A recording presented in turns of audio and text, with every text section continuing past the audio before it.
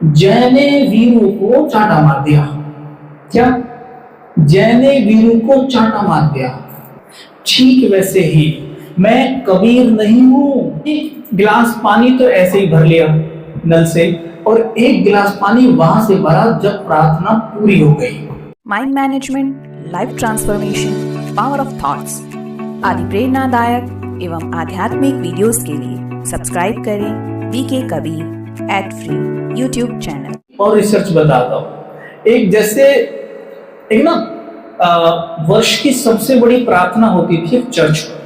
तो वहां पर क्या होता था, जब प्रार्थना हो जाती थी तो वहां बाहर एक बहुत बड़ा टैंक बनाया गया था पानी का। वहां से सब थोड़ा थोड़ा पानी भर के लेकर जाते थे घर। ये उनकी श्रद्धा थी। वैज्ञानिकों ने सोचा कि सचमुच काम करता है या अंधविश्वास है, क्या है इसमें, देखते हैं। तो उन्होंने एक गिलास पानी तो ऐसे ही भर लिया नल से, और एक गिलास पानी वहां से भरा जब प्रार्थना पूरी हो गई। फिर उसको चेक किया तो पता क्या पाया, जो प्रार्थना जहां हुई थी वो पानी के मॉलिक्यूल्स आपस में जुड़ गए। ऐसा लग रहा था जैसे कि इस पानी में हीरे पड़े। और जिस पानी को ऐसे उठाया था उसके जो मॉलिक्यूल्स थे डिफ्यूज थे, मतलब जैसे बुझे हुए। तो इट वॉज डिक्लेयर्ड कि ये पानी सचमुच इफेक्टिव है। तो पानी हमेशा शुद्ध संकल्पों के साथ पीना है।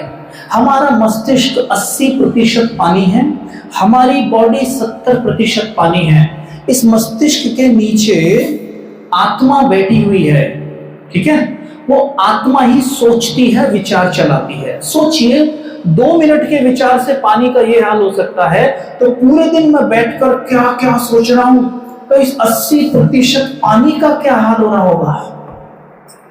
तो हमारे शरीर में जितनी भी बीमारियां हैं उन सब का कारण है केवल और केवल नकारात्मक सोच। इन बीमारी को साइकोसोमैटिक भी कहते हैं, आप जानते हैं, कि जो मन से उत्पन्न हुई है। देखा जाए हमारे शरीर में हर एक बीमारी मन से ही उत्पन्न होती है। आप सब जानते हैं, एक और रिसर्च के बारे में बताता हूं कि एक व्यक्ति की पीठ पर 5 निशान थे, ठीक है, सुना होगा आपने, 5 निशान थे। उस व्यक्ति की पीठ पे 5 निशान क्यों हैं? ऐसे ही अनेक लोगों को इकट्ठा किया गया जिनके कहीं ना कहीं बॉडी पर बर्थ मार्क्स हैं, यानी बचपन से ही निशान है बॉडी पर। तो सब पर रिसर्च की, तो एक व्यक्ति की बताता हूं, उसकी पीठ पर 5 निशान थे। तो पूर्व जन्म में जब जाके देखा, उसका रिग्रेशन किया कैसे डेथ हुई थी, तो पाया कि उसकी पीठ पर 5 गोलियां लगी थी। जब पीठ पर 5 गोली लगी थी, गोली लगते ही आत्मा शरीर से बाहर आई और यही कहती हुई आई बार बार कि हाय मेरी पीठ, हाय मेरी पीठ, हाय मेरी पीठ। ठीक है, ऐसी करेगा ना, अंतमति सो गति। अंत में जो मति है, मतलब जो मत अंत में है वही गति है, उसी सोच में जाएगा। ओके, हाँ, ऐसा नहीं है कि अरे हाँ तो शरीर छूट गया अब भूल जाऊं, वो नहीं भूलता है। बहुत समय तक चल उसी गाने को गाता रहता है, उसी दुख को अनुभव करता रहता है। अंडरलाइन करना सभी। इस शरीर के अंदर एक लाइट का शरीर होता है सबके पास। उस लाइट के शरीर में आत्मा बैठी हुई होती है, और उस लाइट के शरीर का रंग, कलर हमारे संकल्पों से बनता है। हमारे जैसे विचार चलते हैं वैसा हमारा लाइट का शरीर बनता है। इसलिए कहते हैं फरिश्तों का ऑरा सफेद होता है और भूत प्रेतों का काला होता है। भूत प्रेत कोई और नहीं और फरिश्ते कोई और नहीं। जब आत्मा शरीर के भीतर है, जितने शुद्ध पवित्र विचार चलाती है, श्रेष्ठ बोल बोलती है, श्रेष्ठ कर्म करती है, उसे कहते हैं फरिश्ता। अब चाहे वो शरीर में है या शरीर के बाहर है, यानी जिसको कहते हैं मृत्यु हो गई, वो शरीर में है या शरीर के बाहर है, वो फरिश्ता है। लेकिन कोई इस तन के अंदर बैठकर आप देखते हैं चारों तरफ, कहते भी हैं ऐसा भी कोई सोच सकता है क्या जैसा ये, ऐसा भी कोई कर सकता है जैसा इसने किया। ये कोई और नहीं, ये वही है।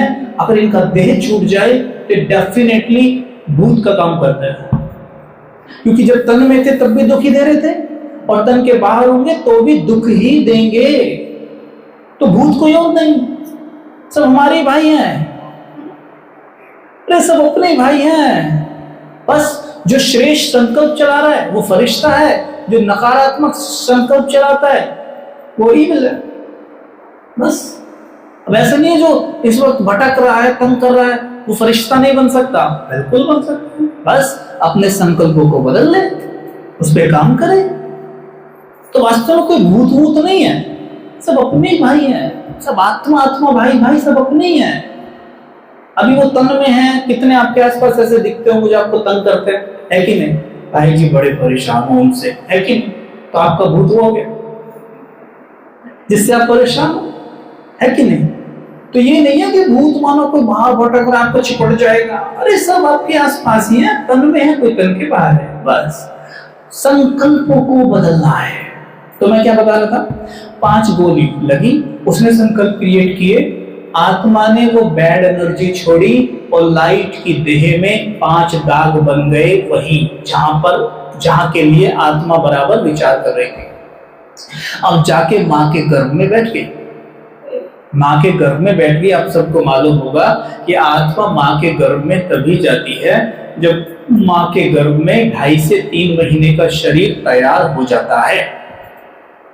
लेकिन उस शरीर की कोई शेप, रंग, रूप नहीं होता है ना, उसकी कोई सौंदर्यता नहीं होती है। जब तक उसमें आत्मा प्रवेश ना करे तब तक उसका रंग, रूप, हाइट, नैन नक्श नहीं तय हो सकते। वो आत्मा क्या लेके आई है, कौन से पुण्य और पाप कर्म करके आई है, उस आधार पर शरीर अंदर बनता है। अब उसको तो 5 गोली लगी थी, वो आके बैठा उसमें और बैठ के क्या कह रहा है, हाय मेरी पीठ, हाय मेरी पीठ। तब उस 5 तत्वों के शरीर में वो 5 निशान बन जाते हैं। सारा खेल किसका है? संकल्पों का। केवल हमने अपने संकल्पों पे ध्यान देना। जितना संकल्पों पे ध्यान दोगे, यकीन मानो जीवन आपका बदल जाएगा। हमें किसी से कुछ भी मांगने की जरूरत नहीं है, हर चीज आपके कदमों में आकर गिरेगी अगर संकल्प श्रेष्ठ होंगे तो। अच्छा, हमें जो भी कुछ मिलता है हमें देता कौन है? बोलो। हमारे पास आज जो भी कुछ है, गाड़ी है, बंगला है, बीवी है, बच्चे हैं, जो भी है, दुकान है, ये हमें किसने दिया है? बोलो बोलो, जोर से बोलो। हाँ जी, ये सारा हमें मिलता है प्रकृति से। ठीक है, किससे मिलता है? प्रकृति से। बाबा इसे ऊपर से नहीं फेंकते, प्रकृति के माध्यम से हमें ये मिलता है। लेकिन बाबा हमें जो ज्ञान देते हैं उस ज्ञान के आधार पर हम प्रकृति से लेते हैं। परमात्मा नहीं कहते कि मैं तुम्हें खजानों से भरपूर कर देता हूं। मान लो ये गुण ज्ञान शक्तियां आत्मा का ये है, क्या है?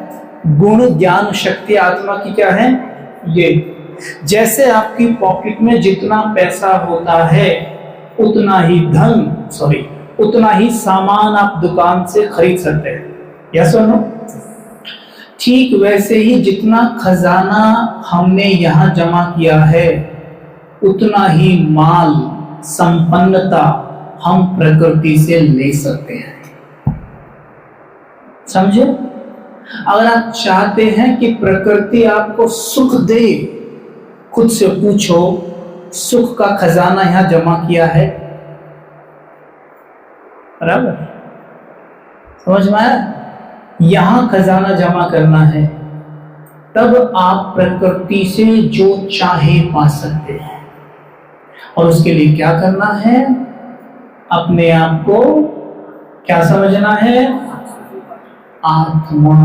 हम समझते खुद को क्या है? मैं हूं कौन? समझते क्या है खुद को? और कहते भी हैं भाई साहब आजकल ना मेरे शरीर में थोड़ी तकलीफ रहने लगी है। अपने मुंह से कह रहे हैं कि ये मेरा शरीर है। क्या कहते हैं? फिर खुद को शरीर क्यों मानते हैं? फिर ये ग्लास मेरा है, मैं कभी ग्लास नहीं हो सकता। मैं बोलता हूं ये मेरा ग्लास है, जब मैं कह रहा हूं इट्स माई बॉडी, ये मेरा शरीर है, तो फिर मैं खुद को शरीर क्यों मानने लगता हूं? क्यों? क्योंकि मैं लंबे समय से मान रहा हूं। जैसे आत्मा और शरीर, ठीक वैसे ही ड्राइवर और गाड़ी। ठीक है, क्या हम में से कोई भी खुद को गाड़ी मानता है? नहीं। क्यों? क्योंकि हम कार से दिन भर में कई बार अंदर बाहर होते हैं, लेकिन इस वाली कार में जब से घुसे हैं ना, तब से बाहर नहीं निकले। और इससे बाहर ना निकलने के कारण खुद को सोचो, हमारा जन्म कार में ही होता और हम कार से कभी ना निकलते, कई साल तक कार से ही ना निकलते, तो आपको नहीं लगता हम खुद को इनडायरेक्टली में कार ही मानने लग जाते? माइंड की प्रोग्रामिंग नहीं हो जाती है ऐसी? और लोग भी अगर हमारा परिचय देते तो कैसे देते, है ना? कार ही कहते हमें। हमारी पहचान कैसे होती? होती कि नहीं होती? कार से होती नहीं होती? बस ये भी कार ही है। हम इसमें जब से घुसे हैं ना, हम इसमें बाहर तभी निकलते हैं जब, जिसको हम मृत्यु कहते हैं, जब वो होती है। परमात्मा कहते हैं जीते जी बाहर निकलो, जीते जी बाहर निकलो। जीते जी बाहर निकलने की प्रैक्टिस करो, जीवन सुख में हो जाएगा। बस केवल इतना याद रखना है कि मैं ये कार नहीं हूं, कार का मालिक हूं। मतलब मैं ये शरीर नहीं हूं, शरीर का मालिक हूं। और इस जैसे कार में ड्राइवर आगे बैठता है ना, वैसे आत्मा यहां बैठी है शरीर के अंदर, और वही बैठ के बोल रहा है आत्मा कि ये मेरा शरीर है। और खुद को आत्मा मानना जरूरी क्यों है? क्यों है जरूरी? कोई बता सकता है इसमें? कोई भी, कि खुद को आत्मा मानना जरूरी क्यों है? आप में कुछ नहीं भी बैठे हैं, और उनके हिसाब से पहले चैप्टर की बात भी कर रहा हूं, और आपके लिए भी चिंतन है। क्यों जरूरी है आत्मा मानना? क्या हमारा शरीर मानने से काम नहीं चल रहा है? चल तो रही है, चल रहा है ना, तो क्यों माने हम खुद को आत्मा? आत्मा के मन बुद्धि संस्कार है, आत्मा के मन बुद्धि संस्कार है, और वो ही शरीर को चलाती है, इसमें अभिलाष की शक्ति है। Very good. और बताओ। Very good. और हाँ जी, निराकार आत्मा निराकार परमात्मा को पहचान सकती है। Very good, very good. और आत्मा जितना मानेंगे ना, उतना ही हम अपने एक्चुअल संपत्ति से। Very good. परमात्मा ने क्या बोला गीता में कि हे अर्जुन, तू एक आत्मा है। जब तक तू खुद को आत्मा नहीं मानेगा, तब तक तू मुझसे जुड़ ही नहीं सकता। बराबर? एक शब्द मेरे साथ बोलेंगे सभी। एक शब्द है सोल, बोलो सोल। दूसरा है रोल। ये रोल है, ये सोल नहीं है। ये रोल है, ये जय है, ये वीरू है, ना ये धर्मेंद्र है, ना ये अमिताभ है। समझे? ये जय और वीरू बैठे हुए हैं सामने। समझ में आया? ठीक वैसे ही मैं कबीर नहीं हूं, मैं कबीर का कैरेक्टर प्ले कर रहा हूं।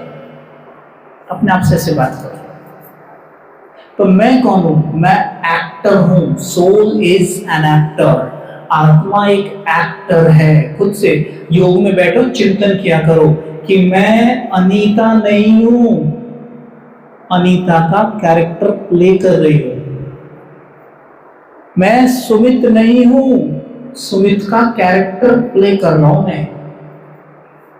सोच के देखो आप, मूवी के दौरान जय और वीरू की जोड़ी शोले पिक्चर में थी ना, जय ने वीरू को चांटा मार दिया। क्या? जय ने वीरू को चांटा मार दिया। इस बात को लेकर सोचो, जब रोल पूरा हो गया, अमिताभ और धर्मेंद्र के बीच में झगड़ा हो रहा है कि तूने मेरे को चांटा मारा।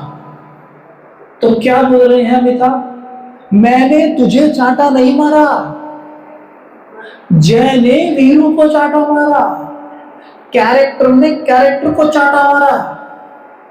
और हम क्या करते हैं, जैसे अगर आप में से कोई खड़ा हो कि मुझे भी अब शब्द बोल दे तो मैं सीधा यहां ले लूंगा दिल पे और आपसे क्या बोलूंगा, आपने मुझे गाली दी। लेकिन सच्चाई क्या है, सुमित ने कबीर नाम के कैरेक्टर को गाली दी। समझ में आया? अभी सोचो, जब जय ने वीरू को चांटा मारा, मूवी रोल पूरा होते ही क्या जय और वीरू सच में लड़ेंगे? नहीं लड़ेंगे ना। क्यों? क्योंकि उसने मारा ही नहीं है ना। लेकिन हम यहां क्यों लड़ते हैं? क्योंकि हम खुद को, तो आत्मा समझने पर हमारी ऐसी कितनी सारी प्रॉब्लम्स खत्म हो जाएंगी। हमारे जीवन में कितनी सारी ऐसी प्रॉब्लम है, कितनी सारी ढोरे होंगे, आप सोच के देखना, बिना वजह बेबुनियाद हैं सारी की सारी। सारा आधार सिर्फ एक बात का है कि खुद को सोल ना समझ के रोल समझ लिया है। ठीक है, मैं कौन हूं? ठीक है, हाँ, मैं एक आत्मा हूं।